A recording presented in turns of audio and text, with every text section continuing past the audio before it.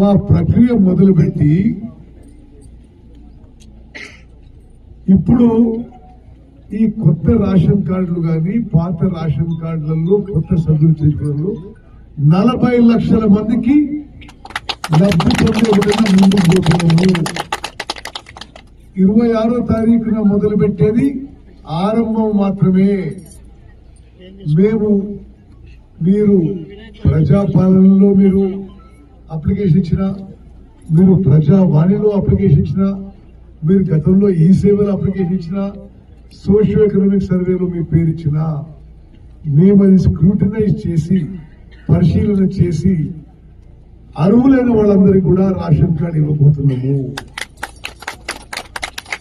ఈ ప్రక్రియ ఈ కార్యక్రమం తెలంగాణ రాష్ట్రంలో అర్హత ఉండి